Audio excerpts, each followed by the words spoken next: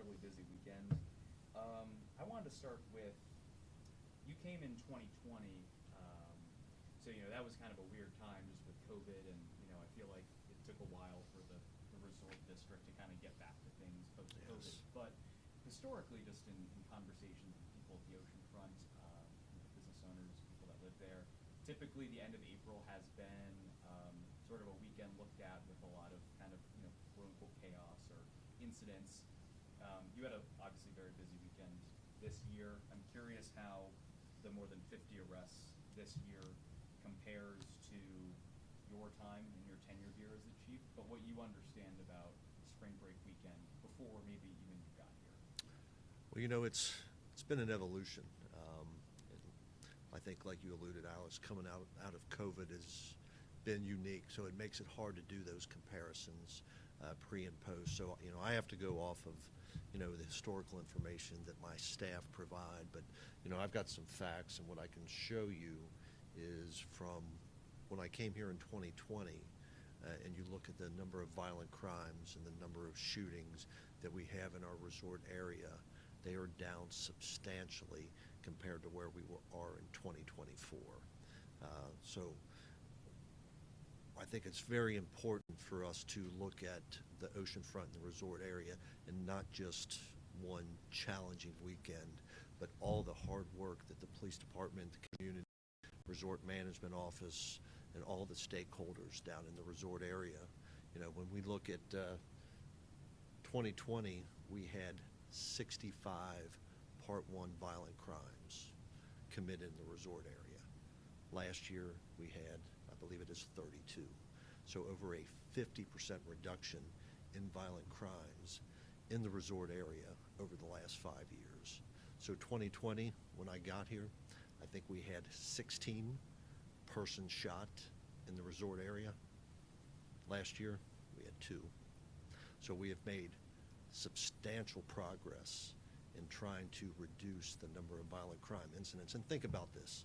I know everybody looks at it in violent crime down there, but we had 14 million visitors last year. We were inviting 14 million people to come visit our city. When you look at those numbers and you look at the number of crime incidents, incredibly small. And I think we have to put that into perspective. Anything unusual with the types of arrests that were made? I know you listed a 14-year-old with some type of drug. Yeah, I think what we were seeing and what we saw this weekend is, I think everybody has historically referred to this as College Beach weekend. That's no longer the case. These are not individuals that are coming for that college spring break weekend. Unfortunately, what we're seeing are a lot of unattended minors and young adults that are coming from the local area. They're not coming to stay. They're not coming to visit the beach. They are coming merely just to hang out. And it is a public area, but the problem is they're coming, and a lot of them are bringing firearms. And what they're also bringing is that conflict that they may have from schools, the conflict that they may have from their communities, the conflict they may have from other areas. And then when they're running into each other in our resort area, unfortunately that conflict is manifesting itself. And it's manifesting itself not with fights and punches anymore, but with firearms. And I think that's why we had a robust, enhanced police presence this weekend. At one point, close to 100 officers just for that small oceanfront area. And our directives to the staff were to be proactive, to be engaging, but to be proactive in seeking out and addressing those individuals that are illegally possessing or utilizing firearms.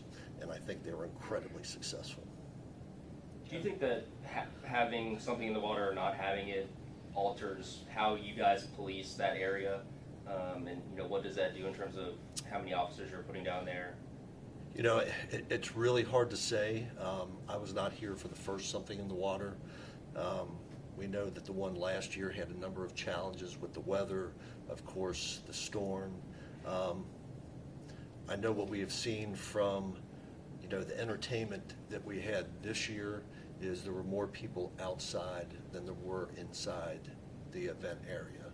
So while there was only a few hundred inside the event area, we had 3,000 to 4,000 teens and young adults on Atlantic Avenue that had no desire to go to the event, had no desire to go to any of our establishments, had no desire to partake in anything but standing out, like young kids do. And I think what we equated is we have become the new mall, where young kids would go unattended, without supervision, and hang out. But what have malls done? They put some restrictions in place because of the disorder, but we're in a public venue, and now we're forced to deal with it from a police perspective, and I think that's where we are. So, I hear this, that we refer to it to College Beach weekend. That's a misnomer. It was a spring break weekend, but we've got, the narrative has changed, so let's be factual about what's occurring.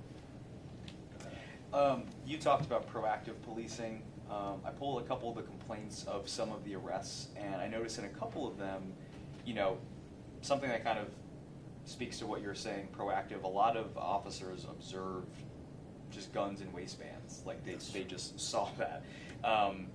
Is that a concern as we move forward into, just like that behavior itself seems a bit strange, maybe stranger for me not being a police chief, but the fact that officers are seeing, in several instances, just references grips and pistol handles in waistbands. I mean, why? Can you explain that behavior? Why they're so brazen about that? And no, I can't. And I can tell you, Alex, I was down there with the officers and seeing the same things that they were. And you were coming to the Ocean Front, you would think, to enjoy yourself and have a good time, but you're coming with an AR-15 type rifle slung to your chest. I don't have an answer. So you saw the types of weapons, you saw the number of weapons, and those were just the number that were seized as the result of being illegally utilized and legally possessed. It doesn't speak to the number of firearms that were down there, but I give a lot of props and kudos to my team, because every one of those encounters, potentially dangerous, incredibly dangerous, and they're doing it professionally, and they're removing those firearms and taking those people into custody without incident.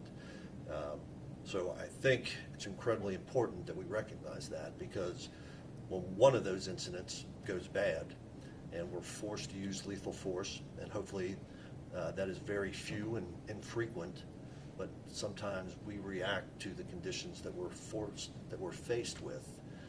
Let's think about all the dozens, the 28 times, the hundreds of times, the thousands of times VBPD officers and officers across this nation interact with armed individuals, take them into custody without incident.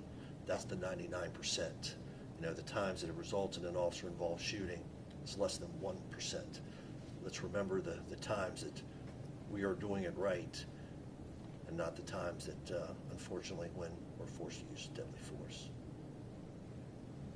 The weather's Angela. just warming up. I imagine it's going to get crowded soon at the ocean front. What is your general message to the public? The general message is the ocean front is a great place. I frequent the ocean front. Do not let one weekend with some challenges discourage anybody from coming here. It's incredibly safe. We just saw what happened in Myrtle Beach. It could happen anywhere. The pledge to the community is that we're hyper-focused on trying to address the small number of individuals that are coming down there with criminal intent and firearms, and trying to intercede, interdict, and remove those firearms before they get involved in conflict that they don't know how to resolve otherwise. So I think the message is, come to the beach, have a great time, but if you are bringing a firearm and you're not carrying it 100% in compliance with the law, we're going to find you, we're going to seize the firearm, and we're going to hold you criminally accountable. Thank you. I understand one person did get shot on Atlantic. Correct. Do you know the condition?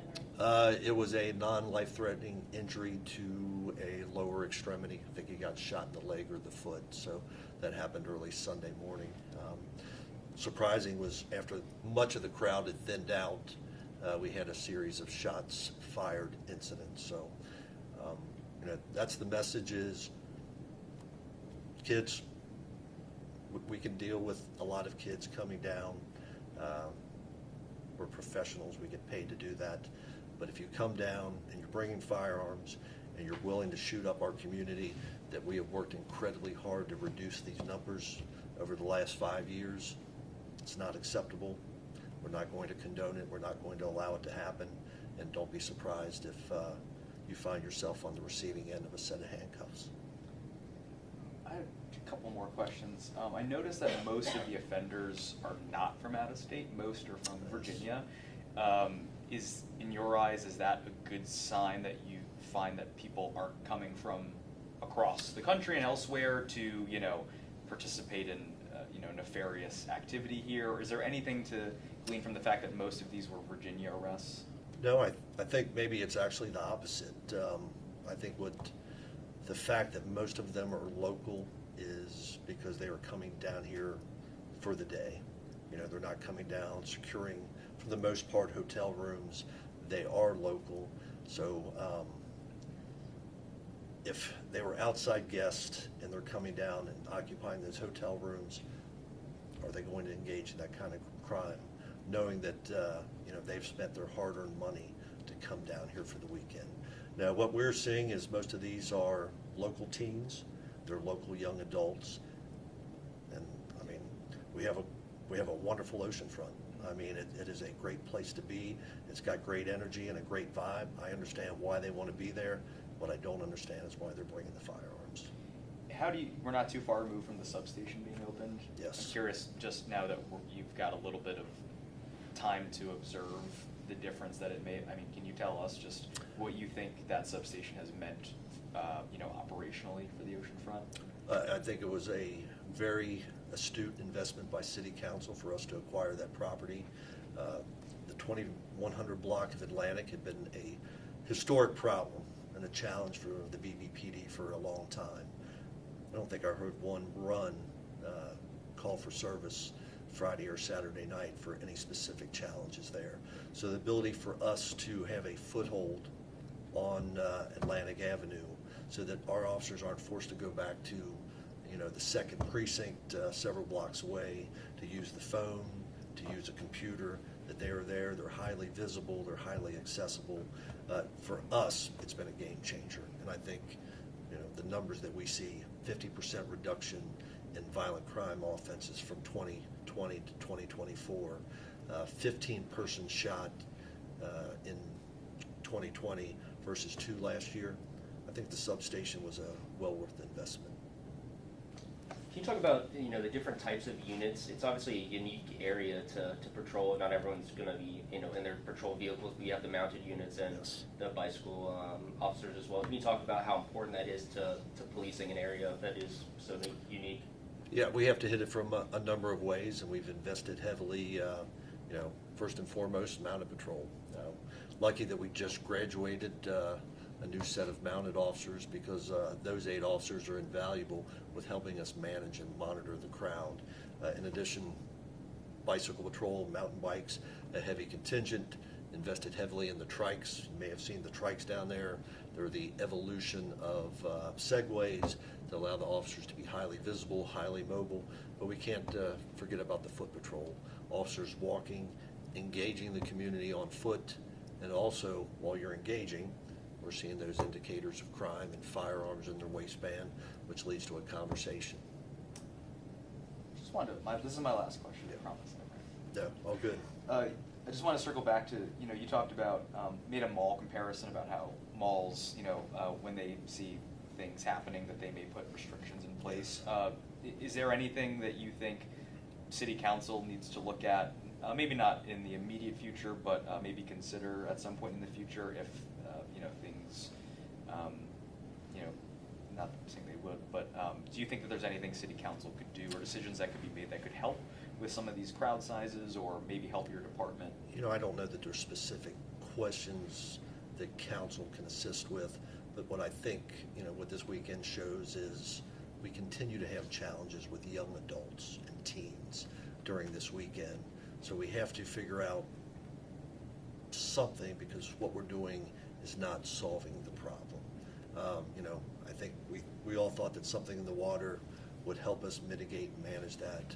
You know, that's no longer a solution, and you know, it's hard to gauge how much that did help, because even when we had something in the water last year, we did have crowds. We had a shooting right on Atlantic, so it did not solve all the same issues that we saw this year. So, you know, what I would offer is this isn't just a police issue; it's a community issue, it's a city issue, and as we move into looking at what this weekend, spring break weekend will be for next year, how do we mobilize to prevent a repeat occurrence, but still be accessible and accommodating for people that want to come visit the beach?